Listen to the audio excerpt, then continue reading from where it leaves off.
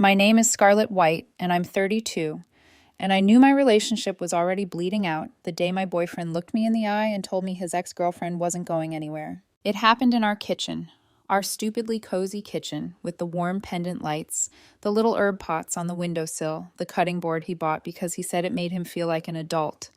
I remember the smell of garlic on my fingers. I remember the low hum of the dishwasher. I remember thinking, for a split second, this is what stability looks like.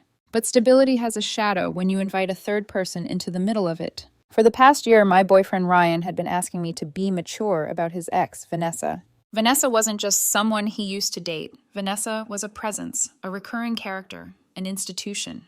They'd been together for 5 years before me, long enough to build a language that didn't include me, long enough to create inside jokes that I'd never understand, long enough to convince themselves they were above ordinary boundaries. According to Ryan, their breakup had been mutual and healthy. So healthy, in fact, that they still talked every day. At first, I tried to be the version of myself I've always been proud of. Reasonable, calm, not insecure. I have male friends. I understand that history doesn't disappear just because a relationship ends. But this wasn't history. This was dependency dressed up as progress. If I suggested a weekend trip, Ryan would say, "Let me run it by Vanessa. She's great with travel ideas." If I told him I had a rough day at work, he'd listen for a minute, nod like he was doing me a favor, then add, "You know who would have good advice for this? Vanessa." And it wasn't just advice. It was the way her opinion always floated higher than mine. The way her name arrived like a referee every time we disagreed. The worst part was how casual he was about it, like I was the one being dramatic for noticing I was constantly being compared to a ghost. I tried to talk about it gently. Then I tried to talk about it clearly. "I'm not saying you can't speak to her," I told him one night on the couch, my voice too careful. "I'm saying it feels like there's no space for us when she's in everything." Ryan didn't even look up from his phone. "You're overthinking it." "I'm not," I said. "It makes me uncomfortable. It makes me feel like I'm dating both of you." He sighed like I'd just asked him to carry a mountain. "Scarlett, she's my best friend." That phrase, best friend, started to taste like something bitter. Because best friends don't flirt around the edges of your relationship. Best friends don't sit in the front row of your intimacy. Best friends don't get consulted like a superior authority over the person you claim to love. But I kept trying. I kept telling myself, maybe if I show him I'm not threatened, he'll stop feeding it. Instead, he got bolder. He would step outside to take a call when we were at dinner with my parents. He would sit beside me on the couch, one arm around my shoulders, while texting her with the other hand. Sometimes I'd catch a smile on his face that he didn't give me anymore, and I'd feel this quiet humiliation crawl up my throat like smoke. The argument that changed everything happened about a month ago. It started as something small always does. I don't even remember the exact trigger. I remember standing in the kitchen, the overhead light too bright, the air too still, and Ryan leaning his hip against the counter like he had all the time in the world to dismiss me. I told him finally the real truth. "I feel like the second choice," I said. My hands were shaking, so I wrapped them around my own wrist to hold myself steady, like I'm waiting on the sidelines while she coaches you from the stands. Ryan's face tightened, not with guilt, never guilt, with irritation, with that look he got when he decided my feelings were inconvenient. He crossed his arms. And then he said it. Flat, cold, final. "Look," he said, "Vanessa is my best friend. She has been for years, and she will be for years to come. She's not going anywhere. You need to accept it." He didn't say it was her or me. He said it was her, and I needed to get with the program. It wasn't a discussion, it was a decree. And something inside me went quiet. Not angry, not hysterical, not broken into 1,000 pieces like you'd expect. Just silent, like a door closing softly. I looked at him. I really looked. At the familiar face I'd kissed goodnight, at the man I'd defended to my friends, at the person I thought was building a life with me. And all I could see was someone telling me, in plain language, that my discomfort didn't matter, that my dignity was negotiable, that I was expected to compete with a woman who wasn't even supposed to be in the race. So I smiled. It wasn't a warm smile, it didn't reach my eyes. It was small and tight, like I was holding something dangerous behind my teeth. "Okay," I said. Ryan blinked. "Okay?" "You're right," I said softly. "I do need to accept it. I'm sorry." The relief on his face was immediate, like I'd just taken a weight off his shoulders. He came closer, wrapped his arms around me, and hugged me like he'd won. "Thank you," he murmured into my hair. "I knew you'd understand eventually." I hugged him back, and it felt like hugging a stranger. Because in that moment, I realized something that made my stomach turn cold. The man I loved had just told me his backup plan was more important than my boundaries.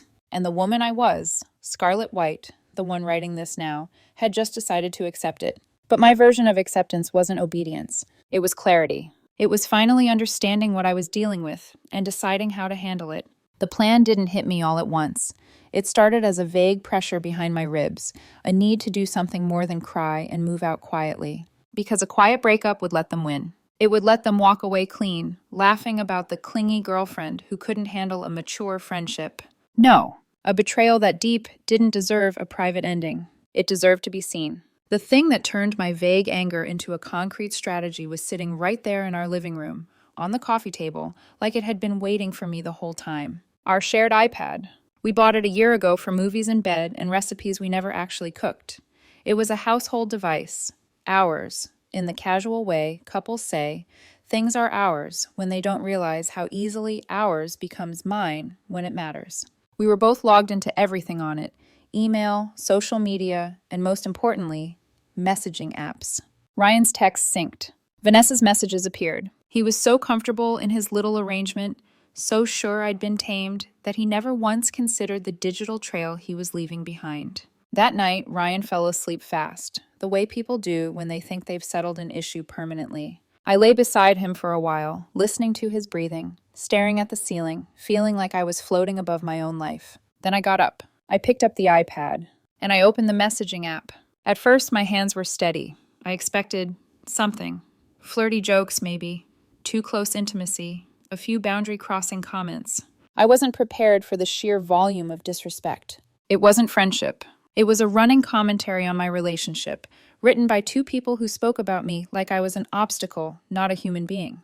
They mocked me. My job, my friends, the way I dressed, the way I spoke. Vanessa sent messages like she was directing a play, and Ryan responded like an eager actor waiting for his cues. She gave him advice on how to handle me, what to say, how to phrase things to get what he wanted, how to calm me down without actually changing anything.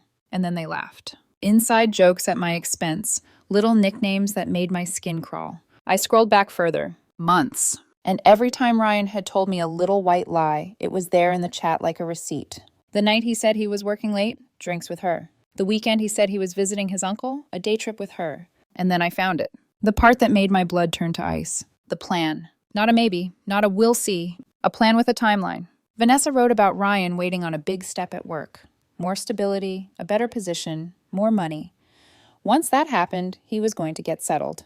And once he was settled, I was out. Scarlet the placeholder. Scarlet the convenient girlfriend. Scarlet the warm body and financial contributor until his real life was ready to start again. They talked about it like it was obvious, like it was deserved. Like my home, my peace, was just their waiting room. One message from Vanessa stood out like a blade. Just a few more months, then you can finally be done with her. And Ryan replied with a laugh emoji. I didn't cry. Not then. The feeling was colder than sadness, heavier than anger. It was betrayal, but refined, distilled into something sharp and quiet.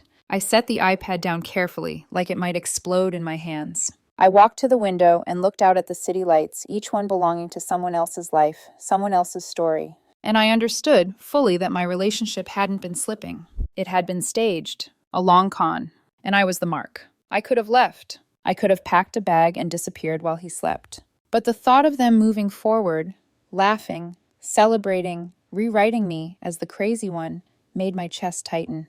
No, if they wanted a performance, I would give them one. Just not the one they expected. I went back to bed and lay beside Ryan's sleeping body. He shifted, half awake, and murmured my name like he still deserved it. I stared into the dark and made myself a promise. I would be patient. I would gather everything. And when the moment was perfect, I would turn their private little world inside out, right in front of the people whose respect they'd been borrowing.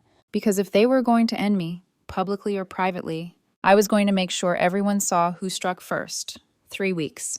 That's how long it had been since I first opened the iPad and watched my relationship rot in real time. 3 weeks of waking up beside Ryan like nothing had changed. 3 weeks of kissing him goodbye at the door while my stomach tightened like a fist. 3 weeks of smiling at his jokes, laughing at his stories, cooking dinner, folding laundry, performing love like it was still something we owned. On the outside, I became exactly what he wanted. The cool girlfriend, the mature woman, The one who finally understood. I stopped bringing up Vanessa's name. When Ryan mentioned her, Vanessa said I should try that new gym, or Vanessa thinks my boss is finally noticing me. I just nodded politely, like she was a coworker he sometimes talked about. Ryan's shoulders loosened. His voice softened. He got comfortable, and that comfort was my fuel. Because every night, after he fell asleep, I'd slip out of bed like a ghost and walk into the living room. The iPad waited on the coffee table, dark and innocent, like it didn't contain the ugliest version of my life. I'd sit on the couch, blanket pulled around me, and open the messaging app.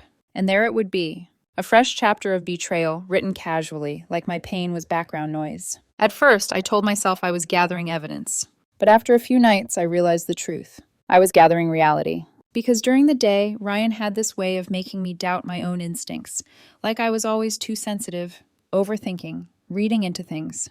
At night, the iPad didn't gaslight me. It documented. The chats continued like nothing had happened, because for them, nothing had happened. They thought they had won. Vanessa's messages were constant. Not just words, commands disguised as teasing. Ryan would complain about me, about my moods, my boundaries, my expectations. Vanessa would reply like she was coaching a teenager on how to handle a strict parent. One night, I watched their messages scroll, and my fingers went numb around the edges. Vanessa, how's the landlord today? Ryan, fine, a little mopey. She'll get over it. I blinked. Read it again. Landlord. That's what I was now. Not Scarlett, not his girlfriend, not the woman who had made space for him in her life. A landlord. A resource. A temporary structure he lived inside until he was ready to move on. Vanessa sent a laughing emoji and wrote, "Good. At least she's paying the bills." And Ryan reacted with a heart. A heart. I remember staring at that tiny red symbol and feeling something crack very slowly in my chest, like ice splitting under pressure. Not loud. Not dramatic. Just final. The more I read, the more I realized this wasn't just emotional betrayal. It was logistical. They were planning around me like I was furniture they were waiting to replace. Vanessa, wine festival next month? Couples spa package? Ryan, yes, but I'll tell her it's a work retreat. Vanessa, use the emergency card if you have to. She won't notice. He did, and he laughed about it. I scrolled and found the booking confirmation. A fancy hotel. A spa add-on. The exact kind of place couples go when they want to feel like the world belongs to them. And they were using my money to fund it. I took a screenshot of the confirmation. Then another of the chat where Vanessa wrote, "She's literally paying for our romance." And Ryan replied, "Honestly, iconic." My hand tightened so hard around the iPad I thought I might crack the screen. I didn't scream. I didn't cry. I just opened my notes app and made a list. Wine festival weekend. Lie. Work retreat. Hotel booking receipt. Emergency card charge. Financial proof. Mockery language. Landlord.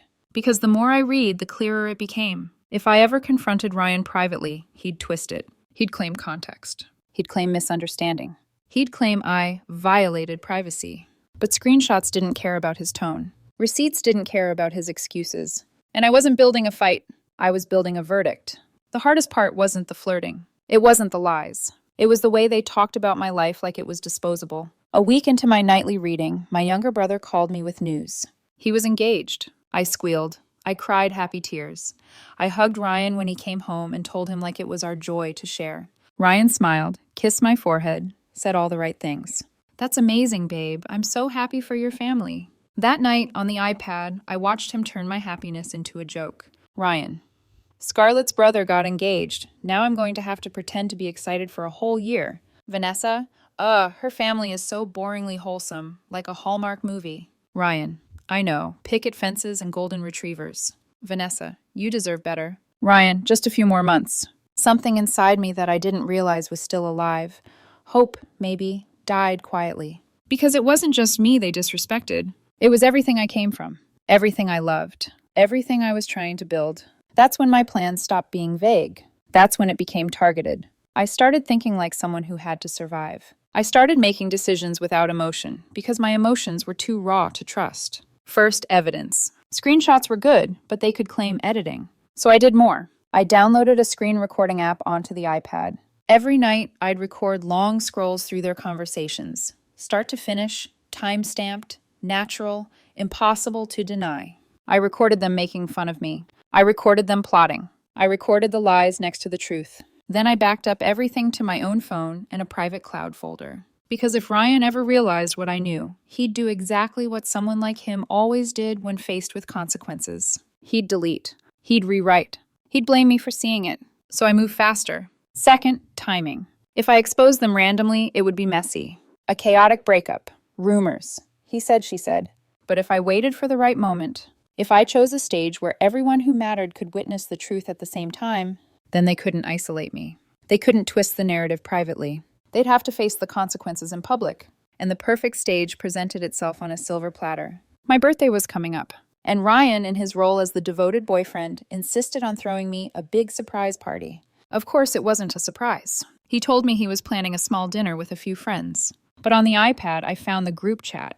He had created it with my friends and his. And right there, like a poison drop in the punch bowl, was Vanessa. Not just included, not just invited, co-organizer. She was helping him plan a party, for me, in my own home, while simultaneously counting down the months until he could finally be done with me. The irony was so thick it almost made me laugh. Almost. I read their messages about decorations and food and guest lists, Vanessa suggesting a theme, Vanessa making jokes about how I'd probably cry because I'm dramatic, Ryan replying with a laughing emoji, of course. And I knew with absolute certainty that this party wasn't being thrown for me. It was being thrown on me, a performance of love designed to keep me quiet, a cover story to make them look like good people, a stage where Ryan could stand beside me, smiling while hiding the knife in his pocket. So I made a decision. If they wanted a stage, I would give them one, but the script would be mine. That week, I became even sweeter. I thanked Ryan for being thoughtful. I kissed him longer. I laughed at his jokes. I made it easy for him. And every time he smiled at me like he believed I was finally trained, I smiled back, thinking about the growing folder of evidence on my phone. Meanwhile, I started preparing for the aftermath. Because I wasn't just planning a reveal, I was planning my exit. Quietly, I went through my apartment and gathered what mattered. My passport, my birth certificate, my jewelry, family heirlooms, the little box of letters my mother wrote me when I moved out at 18. I slipped them into a bag and placed them in a safe spot outside the home. Then I checked my finances. I wasn't naive. I'd seen too many stories where the moment a relationship collapses, so does the trust, and money disappears like smoke. Ryan wasn't on my accounts, but he had access to the emergency credit card, the card he and Vanessa had laughed about using. So I called the bank and had it removed. No drama, no warning, just gone. I redirected my paycheck into a new account. Then I transferred enough into our shared bill account to cover the next month. And not a penny more, because I wasn't going to fund their escape plan. Not anymore. At night, I lay beside Ryan and listened to him breathe. Sometimes he'd roll closer and put his arm around my waist, possessive and lazy. And I'd stare into the dark and wonder, did he feel anything at all? Did he ever? Or was I always just a waiting room? A landlord? A placeholder? The more I wondered, the colder my questions became. And the colder I became, the calmer my plan felt. The party details solidified. The guest list grew. My friends, his friends, my family, even his parents. Everyone RSVP'd. Everyone was excited. Everyone believed they were coming to celebrate my birthday. They had no idea they were walking into the moment my life would split in two. The night before the party, Ryan kissed my cheek and said, "Tomorrow's going to be so fun. I'm so excited." I smiled at him. "I'm excited too," I said.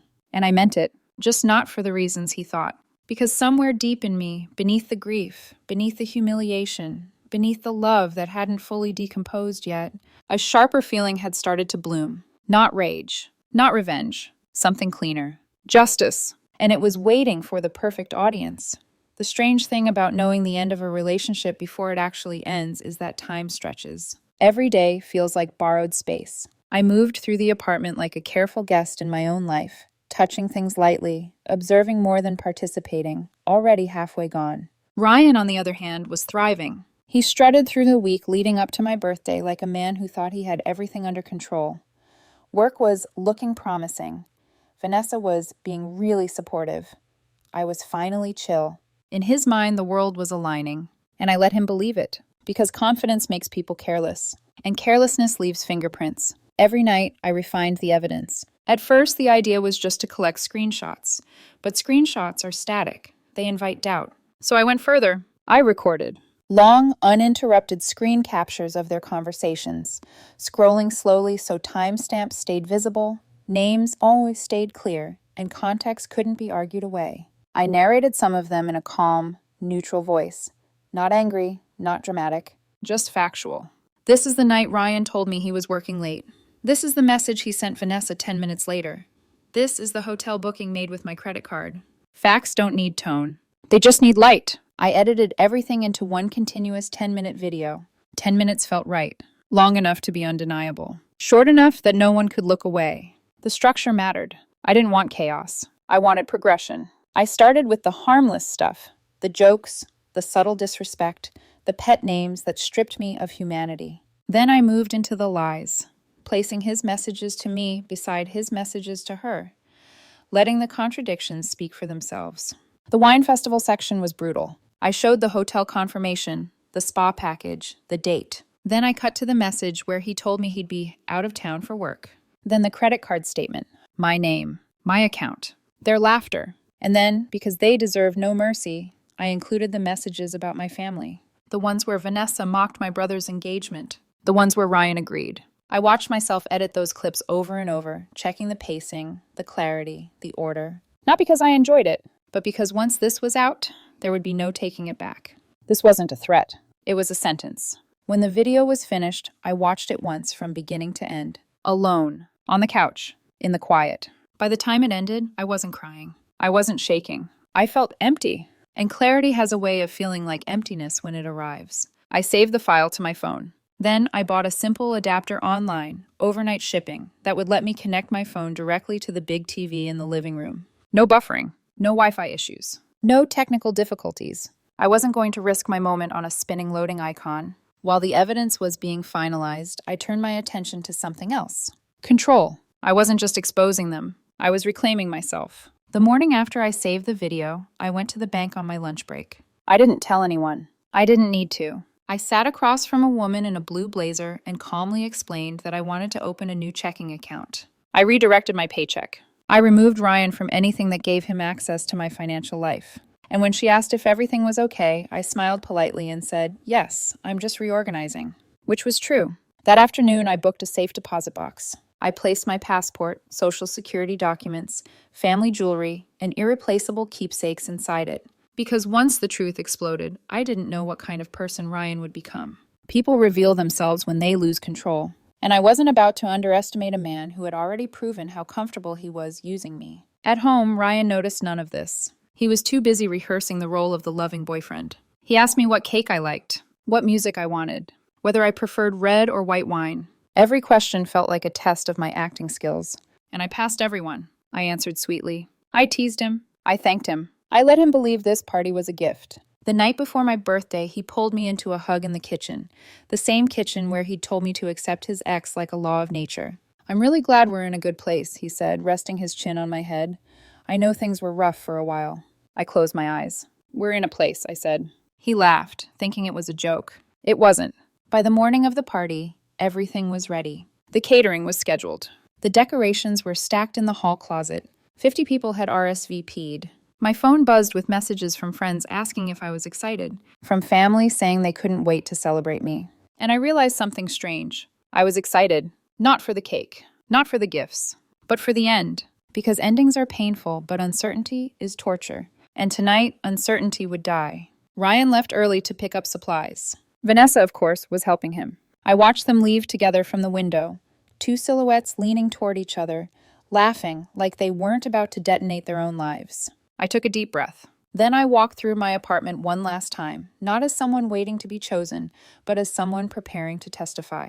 I cleaned. I lit a candle. I set my phone and adapter carefully in my bag. And when I looked at my reflection in the bathroom mirror, I barely recognized myself. Not because I looked broken, but because I looked composed. There was something hard behind my eyes. Something resolved. At exactly 7:30 p.m., I walked out the door. The party was already full when I came back. The lights were low, music playing, voices overlapping with excitement. The moment I stepped inside, 50 people shouted, "Surprise!" I widened my eyes. I gasped. I laughed. I played my part beautifully. Ryan rushed toward me, smiling like a man who thought he'd earned applause. "Happy birthday, babe!" I hugged him tightly. "I can't believe you did all this," I said, looking straight into his eyes. Behind him, Vanessa stood near the fireplace, holding a drink, watching me with a smile that was just a little too satisfied. She raised her glass at me. I raised mine back. And in that moment, I realized something important. They thought they were celebrating my ignorance. They thought they were applauding my compliance. They had no idea they were standing on a stage I had built for them. The party ran smoothly for a while. 2 hours of small talk, of laughter, of fake normalcy. I hugged friends. I thanked family. I accepted compliments, all while counting the minutes in my head. At around 9:30, Ryan clinked his glass and called everyone into the living room. Okay, he said. Can I have everyone's attention? I stood beside him, smiling. He wrapped an arm around my waist like he owned me. I just want to say, he began, that Scarlett is the most incredible woman I know.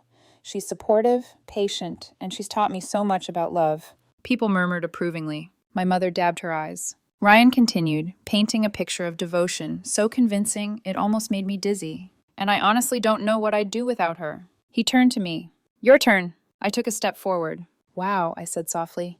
Thank you. That was beautiful. I looked around the room at the faces of people who loved me, who believed in us, who thought they were witnessing a celebration. It really means a lot to have all of you here tonight, I continued. Friends, family, people who matter. Ryan squeezed my hand. And Ryan is right, I said. Our relationship is built on honesty and trust. I felt his fingers tighten slightly. Good. And speaking of our relationship, I went on, reaching into my bag, we actually put together a little slideshow of our favorite moments. Ryan frowned. A slideshow? We wanted it to be a surprise for you too, I said smoothly, cutting him off before he could question it. Just a little look into our life together. The room hummed with curiosity. I walked over to the TV, plugged in the adapter. The screen flickered. My phone appeared. Ryan's smile wavered. Vanessa straightened. I opened the gallery, selected the file, and turned the volume all the way up. The first message filled the screen. Love you so much. Can't wait to see you tonight. Ryan to me, 3 months ago. Then, beside it, have to cancel. The landlord is being clingy. Ugh. Ryan to Vanessa, same day. A confused murmur rippled through the room. I stepped back and let it play. The room didn't erupt right away. That was the strangest part. At first, there was just confusion. The kind that hangs in the air when people don't yet know they're witnessing the end of something. The video continued to scroll. Message after message. Timestamp after timestamp. Ryan's words to me appeared on one side of the screen. Sweet, reassuring, affectionate. And then, perfectly aligned beside them, his words to Vanessa. Cold, mocking, transactional. I didn't narrate at first. I didn't need to. Gasps started softly. Someone near the couch whispered, "Is that real?" Ryan's arm slipped from my waist. Vanessa's smile collapsed, her lips parting like she wanted to interrupt, to grab the remote, to stop it, but her body didn't move. Because 50 pairs of eyes were glued to the screen. The work retreat segment played next. The hotel booking appeared, crisp and unmistakable. The spa package, the dates. Then the credit card statement slid into view. My name. My account. A low sound came from somewhere behind me, half gasp, half choke. I didn't turn around, but I knew it was Ryan's mother. The text kept going. Vanessa's flirtation. Ryan's replies. Their laughter about how I wouldn't notice. Someone muttered, "Oh my God." Another voice said, louder this time, "That's disgusting." I finally spoke. My voice was calm, too calm. This, I said, as the messages continued to scroll, is the weekend Ryan told me he was visiting his uncle. The screen showed the wine festival itinerary. A couple's photo from the hotel website, then Vanessa's message, "She's literally paying for our romance." A sharp inhale rippled through the room. Ryan took a step toward the TV. Scarlett. I lifted my hand. Not aggressively. Just enough. He stopped. The video moved on. Now it was my family. My brother's engagement. Vanessa's words appeared in large, undeniable text. Her family is so boringly wholesome. Ryan's reply followed. Picket fences and golden retrievers. I saw my father straighten. I didn't need to look at his face to know the expression on it. The room felt heavier now, like the air itself had thickened with judgment. The final section began. The plan. Clear, detailed, cruel. Vanessa writing about timelines. Ryan agreeing. Discussing what furniture I'd keep and what he'd take. And then the last message filled the screen. Vanessa, once you're settled, you can finally be done with her. Ryan, I know. Just waiting on the right moment. The video ended. The screen went black. For 10 full seconds, no one spoke. The hum of the refrigerator sounded deafening. This wasn't awkward silence. This was the sound of a lie dying. Ryan finally turned to me. His face was pale, eyes wide, mouth opening and closing, like he couldn't find the right words to save himself. "Scarlett," he whispered, "this is private. You can't—" "Private?" I said. My voice cut cleanly through the room. Every conversation stopped. Every head turned. "You thought this was private," I continued. "Using me for 2 years, lying to my face, mocking my family, spending my money while planning your exit." I looked at Vanessa. She had tears in her eyes now, not from guilt, but from panic. "This wasn't a mistake," I said. "It was a conspiracy." Ryan shook his head, desperate. "It wasn't like that." "It wasn't like what?" my best friend Lena snapped, stepping forward. "We all just watched it. We heard it." Ryan's mouth shut. Vanessa finally spoke, her voice thin. "Scarlett, please, you're humiliating us." I tilted my head. "No," I said quietly. "You did that yourselves. I just stopped protecting you." Ryan's father moved toward him, disbelief etched into his face. "What did you do?" he asked, his voice shaking. Ryan didn't answer. People started leaving, not slowly, not politely. They grabbed coats, avoided eye contact. Whispers followed them, out the door like smoke. My family surrounded me instinctively. Hands on my back, shoulders squared, support without words. Within minutes, the party was over. The decorations still hung. The cake sat untouched. Ryan stood in the middle of the living room, surrounded by the wreckage of his own performance. Vanessa tried to speak again. I turned to her. "You need to leave." She looked at Ryan like she expected him to protect her. He didn't. She left without another word. Ryan stayed. He stared at me like he didn't recognize the woman standing in front of him. "You ruined everything," he said hoarsely. I met his gaze. "No," I replied. "I just showed everyone who you really are." Silence fell again, lighter this time. Cleaner. Final. The apartment emptied quickly after that. Not dramatically, not loudly. People didn't argue or shout or slam doors. They just left, one by one. Friends who had laughed minutes earlier now avoided eye contact. Couples whispered to each other as they slipped on coats. Someone hugged me tightly without saying a word. Someone else squeezed my hand and shook their head, like they were apologizing for something they couldn't name. Ryan stood frozen in the middle of the living room, like the floor had given up on him. The decorations still hung from the ceiling. The cake still sat on the table with "Happy Birthday," scarlet written in perfect frosting. It felt like walking through the aftermath of a fire, everything intact but nothing alive. Ryan's parents were the last to leave. His mother couldn't look at me. His father did, and in his eyes I saw something heavy settle. Not anger at me. Disappointment in his son. "I'm sorry," his father said quietly, not meeting Ryan's gaze. "She'll come back tomorrow for her things." I nodded.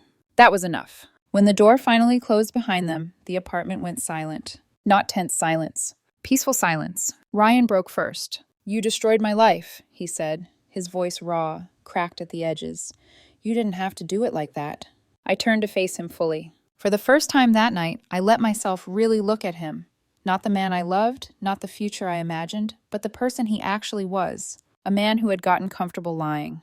A man who had outsourced his conscience. A man who thought love was something you could keep on hold while you waited for a better offer. "No," I said calmly. "You destroyed your life the moment you decided I was disposable." He ran a hand through his hair, pacing. "It wasn't supposed to come out like this." I almost laughed. "That's the thing," I said. "You didn't think it would come out at all." He stopped pacing and looked at me like he was seeing me clearly for the first time. "You planned this," he said slowly. "Yes," I replied, "because I had to." He opened his mouth to argue. I held up my hand. "We're done," I said. "You don't get explanations. You don't get closure. You don't get to rewrite this." His shoulders slumped. "Where am I supposed to go?" he asked quietly. "That," I said, "is no longer my problem." He stood there for another moment, like he was waiting for me to soften. I didn't. Finally, he grabbed his jacket and left. The door closed behind him with a sound that felt like a period at the end of a very long sentence. I didn't cry that night. I cleaned. I threw away the cake. I took down the decorations. I opened the windows and let the cold air sweep through the apartment, carrying the last traces of him with it. I slept better than I had in months. The next day, Ryan came back with his mother. I wasn't home. I had planned it that way. They took his things. He left his key on the counter. Later, I found it there. Small, ordinary, powerless.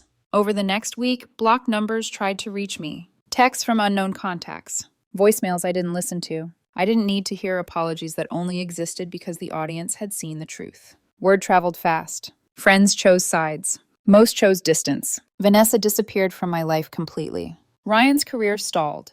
Apparently, when people see who you really are, opportunities get reconsidered. And me? I stayed.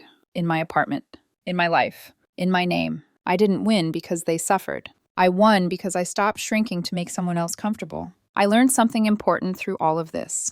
Acceptance doesn't mean endurance. Maturity doesn't mean silence. And love, real love, never asks you to accept being second. Sometimes the strongest thing a woman can do isn't walk away quietly. It's stand still, tell the truth, and let the right people see it. My name is Scarlett White, and this chapter of my life didn't just end. It was closed, locked, and finally, freely left behind.